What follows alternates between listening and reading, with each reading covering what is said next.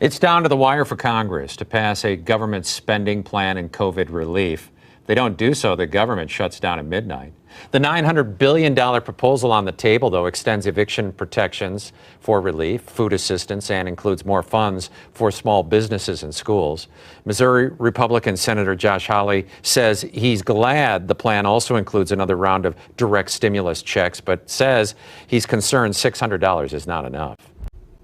It's down to the wire for Congress to pass a government spending plan and COVID relief. If they don't do so, the government shuts down at midnight.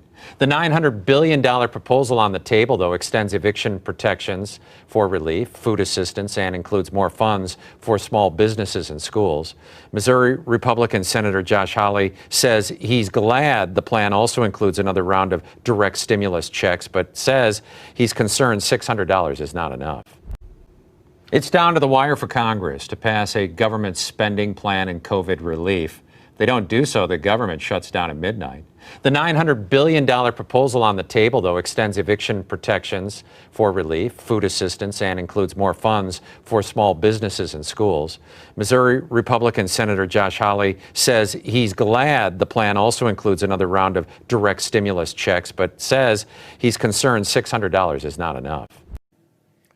I say the answer should be obvious. After all these months, struggling Americans don't just need action. They need action fast. So I continue to appreciate our productive discussions, but I hope we also remember just how urgent the situation is for millions and millions of our fellow citizens. So for the information of all senators, we're going to stay right here, until we're finished, even if that means working through the weekend, which is highly likely. And if we need to further extend the Friday funding deadline before final legislation can pass in both chambers, I hope we'll extend it for a very, very short window of time. Our citizens can't afford for us to get bogged down in the back and forth.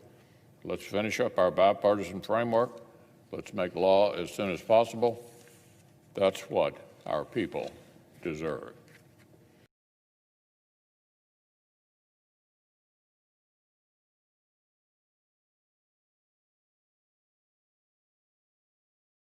The biggest stories the moment they happen from around the globe. Subscribe to Bloomberg Quick Take now for insight in an instant.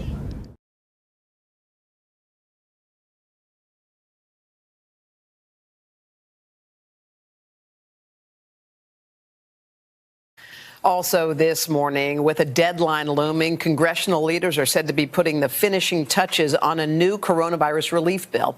NBC White House correspondent Kristen Welker is at the White House. Hey, Kristen, good morning.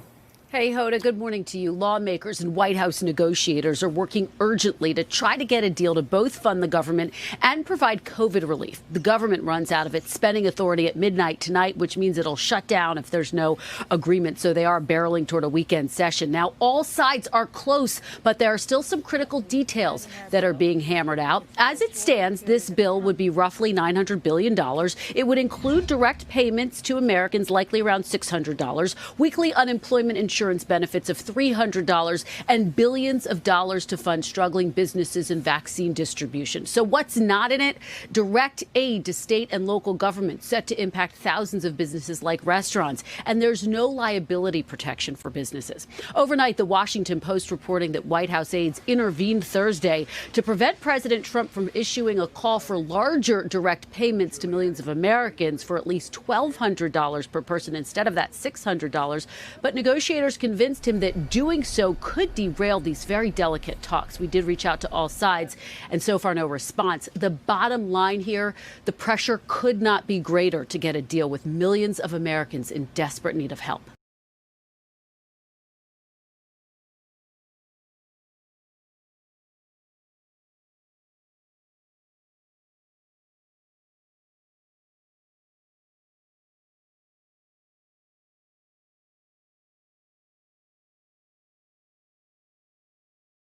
Washington Post reporter Jeff Stein just broke this story. President Trump was in the middle of formally drafting a demand for larger stimulus payments in the next relief bill when White House aides intervened on Thursday. Oh, my God. As of now, adults will receive somewhere around $600 and an additional $600 per child. There will be no family cap on that amount. and adult dependents do qualify. That is different than what was in the CARES Act. Jeff joins us now to give us the absolute latest based on his reporting. Always great to see you, Jeff. Good to see you, Jeff. Thank you guys so much for having me back on. Of course, always. So just bring us up to speed on where the negotiations stand and what the timeline looks like at this point. Sure. So we have real final movement after months of the football being pulled away from Charlie Brown. He's actually maybe going to kick it this weekend. Lawmakers have agreed on basically a $900 billion framework. Hundreds of billions of dollars in unemployment aid for small businesses, and another one-time $600 check per person. And there are some remaining hurdles, but the ones that we've identified and that we've heard about and that aid very close to negotiations who are talking to us about it, they say these hurdles should be overcome. And so really we have seen almost no relief for the American people since March, despite the worsening pandemic. And a constellation of factors seem to finally be bringing lawmakers to actually getting something done, maybe as soon as tomorrow or Sunday. So this is interesting here, Jeff. Tell us about the advisors. And everybody wants to know names. If you can reveal those names, let us know about who exactly are these geniuses who have been turning. Those are my words, not yours. I'm not putting anything in your mouth. About who these people are. And what is the rationale behind this? I mean, would it have actually killed the deal? I'm just skeptical of that. Well, I obviously can't say. Yeah. I think the important thing to keep in mind here is, the president has wanted to send another round of stimulus checks since June. He's been adamant about that. He said it privately. He said basically that publicly, and we've reported that this whole time. And I think as Trump leaves, one of the only recent presidents to be defeated after one term, one of the major questions is, did the economic populism that he at least superficially campaigned on in 2016, did he abandon that office? And I think the question of his inability to get another round of stimulus checks is bringing that sort of latent question to the fore. And we've seen this over and over again, where he has these impulses that are not like the normal traditional business Republicans. And often, he surrounded himself, including by the aides that are in the story, by people who are skeptical of that mission. And, I don't know. I mean, I think the generous interpretation is like, hey, these are very sensitive negotiations.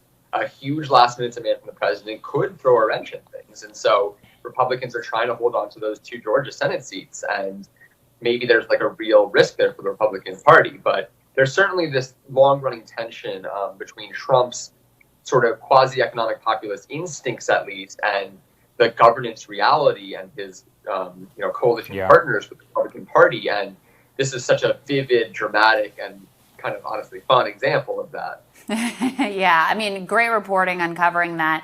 Jeff, also talk to us about this collaboration between Bernie and Senator Josh Hawley, and how instrumental was that in ultimately forcing at least some check to go out?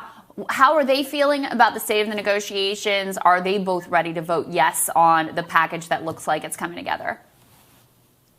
Yeah, there was a ton of criticism and a lot of sniping, in private in particular, where Hill aides and lawmakers were like, these 2 weirdos were coming up with this demand at the last minute. Like, I just wish they would shut up. And, what they were doing is they were threatening essentially to shut down the government unless they got a vote on the stimulus checks bill. And that's a very hardball kind of tactic, and it got a lot of blowback. And obviously it's very, very hard to say what caused what, but after that, it seems like, the bipartisan Senate proposal that was released by Manchin and Romney and other Republican and Democratic senators did not have the stimulus checks.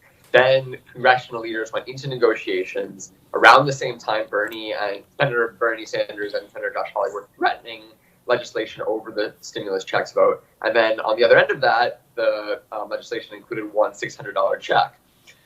So, I mean, not clear to me exactly that was the rationale, but at the very least, they see it as a partial victory, and they've sort of toned down their rhetoric about insisting on a vote on this if they don't, and otherwise they would shut down the government. So, Jeff, we're talking Friday. Deal's still not done. What are the sticking points? What is left in order to be hammered out? Everybody said it was coming in 24 hours on Thursday. It's been 48 hours since then. McConnell says we're on the 1 yard line. What's the issue here? Well, there are a bunch, and they're pretty boring, but I'll just try to all of them. I think the main substantive one is that Republicans are trying to constrain the unilateral lending power of the Federal Reserve and Treasury Department. There's a lot of heat on both sides. Democrats want to preserve the ability of the Fed and Treasury to sort of get creative with emergency loans if the situation deteriorates under Biden. There's big fights over some of, Chuck Schumer is trying to push $17 billion for music venues and it's an act called Save Our Stages, and there's a lot of concern about those venues being permanently shuttered. Republicans think that money should go to restaurants with this sort of general PPP fund, so that's another sticking point. I could review some of the others, but they sort of aren't of massive consequence. I mean, the other really big one is Republicans are resistant towards extending the eviction moratorium. They say that we should just approve more rental assistance money. Democrats also want rental assistance money, but say that we need a ban on, or at least a temporary forestalling of evictions to allow people to recover rather than just be thrown out on the streets at this really challenging moment. So those are important sticking points, but they really don't seem like things that should hold up a nearly $1 trillion deal. Yeah. And finally, Jeff, we and you and I think the audience that watches the show are pretty well versed in some of the things that are lacking in this bill and how insufficient it ultimately is, especially when you compare it to the response of other developed nations around the world. But that doesn't mean that there isn't anything in here that would really be beneficial to people who are struggling right now. Can you just detail some of the key provisions, some of the larger programs that are involved here and what people can expect to be included in the final deal? I think a useful way to think about the deal is sort of like it combines, Republicans' top priorities and Democrats' top priorities, and they are both okay living with the other party's top priorities in some way. So from the Republican perspective, there's over $300 billion in PPP money, small business relief. That's what one of their top demands. And from the Democratic perspective, there's maybe $250 billion for unemployment insurance. That's $300 per week for tens of millions of people who are unemployed, lost their jobs. That could alleviate a lot of suffering in the next few months, and there's a lot of important relief that will be gained from that. There's also tens of billions of dollars for other critical needs across the country. $82 billion for education money, about $50 billion for transportation and transit agencies, $25 billion for renters, $26 billion in hunger and assistance relief. So there are things here that will alleviate the suffering. I know a lot of people understandably are saying, hey, we got one $1,200 check in March, and it's been months and months and months, so why can't we at least get another $1,200 check? And that's the argument Sanders and Hawley and some others on the Hill have been making, but Republicans are insistent that the price tag of the bill remain below $1 trillion. And once you accede to that premise, which appears to be the requirement for getting Republicans on board with this, then it becomes a lot harder to include a robust check and other things. Sanders argued yesterday, why don't we just scale back the small business relief and provide bigger checks, which is another perspective on this. Yeah. Jeff, such a great job on this. We know things are going a little better because you're wearing your jacket and tie again versus the T-shirts that as things were looking more grim. I read some of the comments a couple months ago that's like, Jeff just rolls out of bed, puts on a T-shirt, and goes on rides. See, your main mistake was reading the comments section. Can't do that. They were tracking with that admission. Yeah. They were charting the correlation between like how kempt and well groomed you were versus the state of the negotiation. So we can so he's tell. looking good it's now. It's like the Times election needle, but for the stimulus. Yes, that's right. Yeah. Right. So now that we see you with the jacket and the tie on, looking good there, Jeff, we know that things are going to be moving in a positive direction. We appreciate you so much. If we don't get to talk to you again, happy holidays, Jeff. Thank you so much. Yeah, you too. Merry Christmas. Bye. See you later. Coming up, former senior advisor of the Bernie Sanders campaign, David Sorote, is going to talk about the new trend towards austerity extremism, in particular within the Democratic Party. That when Rising returns. Good morning, everybody. Happy Thursday. We have an amazing show for everybody today. What do we have, Crystal? Indeed, we do. We've got John Samuelson on. He's going to talk about the transit crisis that is already here and how bad it could get, what it's going to mean for cities, what it's going to mean for workers, and all of that. One of our favorites here on this show. We also have an economist on, John Leary. He's going to take us into the latest in terms of the unemployment numbers. We're expected to actually get new jobless claims this morning, so we'll have an update for you there. Got a great panel that's going to be here to talk about all sorts of interesting things, but we wanted to start with some really quite interesting developments in terms of the stimulus negotiations. That's right. We could report to you guys yesterday that direct payments appear to be in the compromise solution. Now, there has not been a final deal that has reached here, but the sticking points that remain do not seem to be on these direct payments. Can also tell you now that the number looks like it's going to be 600 to 700. Again, that is not finalized, but it's not what I was floating yesterday around the couple thing. It will be per individual. They call it a marriage penalty. There's not going to be a marriage penalty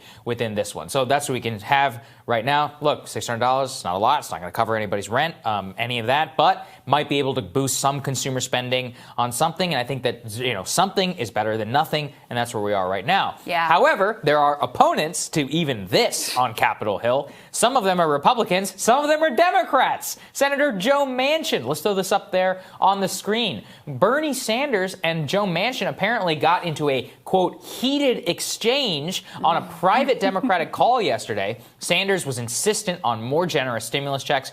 Manchin saying firm in favor of robust unemployment insurance. Crystal, this is the perfect example of austerity mindset. Yes. You don't have to pick, especially in the middle of a global economic crisis. Any dollar that you spend right now is going to be made up 5 to 10 times in the future in terms of what you don't have to spend or the cost that you're going to suffer if you don't dole out more right now. And Joe Manchin, this is the other thing. Is there anybody in the state of West Virginia who's like, hey, Joe, you better not, tinker with that deficit whenever you're up? No, he lives from one of the poorest states in the country. I bet if he went and polled his own constituents, they would be like, give us as much goddamn checks as you can possibly get. And those unemployment just tells you everything you need to know about ideological capture, that this fight even had to happen between these two men. And Democrats wonder why they do so poorly in rural America. It's because a bunch of corporatists like Joe Manchin are the people that end up representing those places. So Faz Shakir did clarify. He said, accurate version of this heated exchange is that Bernie and Manchin both agree on robust unemployment insurance. Manchin says you can't have robust unemployment insurance plus direct payments, that you have to choose one or the other. Bernie believes you can have both. Obviously, Bernie is 1,000,000% correct here. There was also reporting yesterday that some Republicans didn't want people who were on unemployment insurance to also get the direct payments. They were saying, this is double dipping, because God forbid someone who's struggling gets a little bit of extra cash. This mindset is insane. Meanwhile, as we covered here yesterday, when the defense industry CEOs are like, hey, we need a bailout, 3 days later, they get their full extension, their full money, no problem, take it to the bank. But when it's people, they try to fight and make sure that they're only going to get the bare minimum. Look, so much credit to Bernie and Josh Hawley for making any of this happen. And that is with the full realization that $600 is woefully inadequate. I saw someone commenting yesterday that if you think about how long it's been since the last check, $600 is $100 a month. Yeah. Right? That's how pathetically low this ultimately is. But it's better than what was on the table before, and it's better than nothing. And kudos to these two guys for actually fighting for something that is a little bit better and actually focusing on the right priority, which is direct stimulus in the hands of the American people. So now what happens? It's still not 100% clear that everyone is going to go along with this bill, but it does look like it's coming together. And we also got a really key piece of information about why, surprisingly, they added the direct stimulus and why, surprisingly, they're actually in a position to get the deal done. If we can throw this element up on the screen about Mitch McConnell speaking. So apparently he was very direct about linking the need for direct payments to the Senate primary in Georgia, saying Kelly and David are getting hammered. Also said that senators should be prepared to be in session through the weekend, which could be a scare tactic. God forbid they work on the weekend. Can't have that. But in any case, clearly he realizes, because this was the thing that we weren't expecting this piece of the calculus that he understood so directly, that them not doing anything could be a real liability in Georgia. But he obviously sees that that is the case. And so that's why there was movement here. Not to mention, yesterday we talked about how, they all want to go home for Christmas. So that's part of the leverage point. But apparently the big reason for the movement here is because he feels like they might lose in Georgia if they don't do anything. Well, there's two ways of reading this, Crystal. One is understanding that Mitch McConnell knows now that direct payments are linked to electoral prospects. Two is, where the hell were you before the presidential election? There's another way of reading this, which is that Mitch McConnell deliberately sabotaged Trump's election chances, which probably tells you everything you need to know about what McConnell actually cares about. And we've talked about this here. All he cares about the Senate majority. In many ways, Trump being gone is a great thing for him, right? Now he just gets to revert back to whatever he was doing, stand in front of Biden people. Trump's a major pain in the ass for him. Yeah, Trump is a huge pain in the ass because he's like, hey, I want you to actually do something every once in a while. Not even all the time, just every once in a while. That's too much for Mitch. And look, if he knows it now, it would have mattered in the presidential election, and he's not wrong that Ossoff and Perdue and Loeffler are getting hammered on the direct payments issue. Loeffler could not even answer in that debate what number of stimulus that she would support. Wow. Yeah, not one time. I think Warnock directly asked her. He was like, so what number do you even support? She couldn't even give it a single one. And she couldn't even, And this is, again, a woman who's worth like $500 million, the richest member of the entire Senate. So you can see, it's obvious. Everybody knows this was an electoral liability. And Mitch McConnell apparently knows that. He's even in this case not willing to allow his ideology to get in the way of passing something which is going to help. And so that wasn't there when Trump was running for re-election. And whenever he was asking him to do something, Mitch was the one. He never said anything about that one time. We covered those in and out, those checks debates, whenever they were going for $1.8 trillion. Now apparently he's seen the light. It's just incredible to see my thesis proven out directly that he did not only not care about Trump's election chances, but that in a way he basically sabotaged him by not showing up. Sure, but also, look, Trump is a big boy and could have gotten this done himself and had actually more power in the situation than Mitch McConnell did. But your points are well taken. I mean, it's really interesting because the minute that we started talking about these Georgia runoffs, we were saying, the only chance Democrats have is to make this a referendum on stimulus. So McConnell, wisely, is like, we're going to take that off the table. We're going to do something. Of course, he's going to make it, and the other bad actors like Joe Manchin and many of the Republican senators are going to make it as bare minimum as possible. But again, I am glad to see at least something's going to happen. And we went over the list yesterday of what's going to be in this bill. In addition to the $600 checks, you're going to $600, $700, somewhere in that range checks. You're going to have unemployment insurance plus up of $300, extension for, I believe it's 16 weeks. You're going to have an extension of that pandemic unemployment insurance program that's for gig workers. You're going to have an extended eviction moratorium, extended student loan debt payment forbearance. You have some actually rental assistance that the Democrats fought to get into this bill, some school funding, some funding for vaccine distribution, actually an increase in SNAP. So there are things here that for people who are really struggling, of course, PPP loans also included, for people who are really struggling, it's at least something. It's at least something. And again, $600 is pathetically small when you look at it in the context of how much pain has been suffered, when you look at it in the context of what every other developed nation in this world has done for their citizens. But kudos to Bernie and Hawley for at least getting that against what seemed like insurmountable odds. They were willing, and this is the lesson for any progressive or any economic populist or anyone who actually wants to do anything, they were willing to blow this thing up. They were willing to walk away. Their threat was credible. They're willing to make everybody stay for Christmas, and that is a big part of why you ultimately saw movement here. It's all about leverage, and we shouldn't discount what this means for a lot of people. Let's throw this up there from the Wall Street Journal, which is that nearly 8 million Americans have now fallen into official poverty since the summer, directly because not just of the lockdowns and more, but because of the fact that federal assistance dried up and Congress did not show up in the months ahead in order to remake that plus up of unemployment, which is coming again now. And as has been said to me now by many people who I have met, who are on unemployment, which is that, look, man, even $100 extra per week would make all the difference in my grocery bills. That's what they say. They're like, just $400 more a month, and I can make this, and then I can be able to make the payment on my kids' college education, or I can make the payment on my house, or I can make the payment on my credit card, which is being racked up with bills. $300 more per week means, what is that? I mean, that's like $900 a month. Like, I'm not good at math. This is why, that's why I do this. You already lost me. Yeah, I'm lost. Sorry. Anyway, $300 extra per week for a lot of these people is a lot of money. It is incredibly more beneficial to them, to their livelihoods, to the things that they're going to be able to do.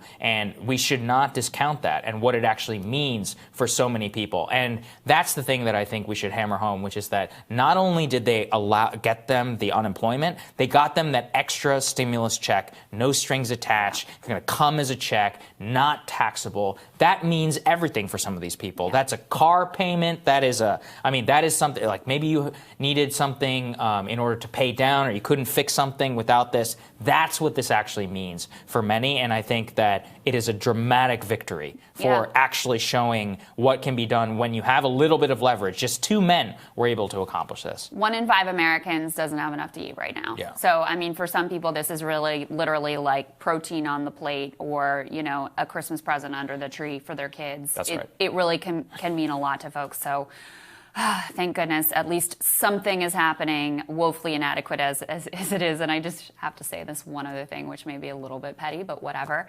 We played for you here that Stephanie Rule clip where she was on MSNBC with Bernie, where she was like, don't you need a new tactic? You never get anything done. Yes. Interesting. Yeah. Interesting. All right, we're going to tell you what's on our radars. That's next.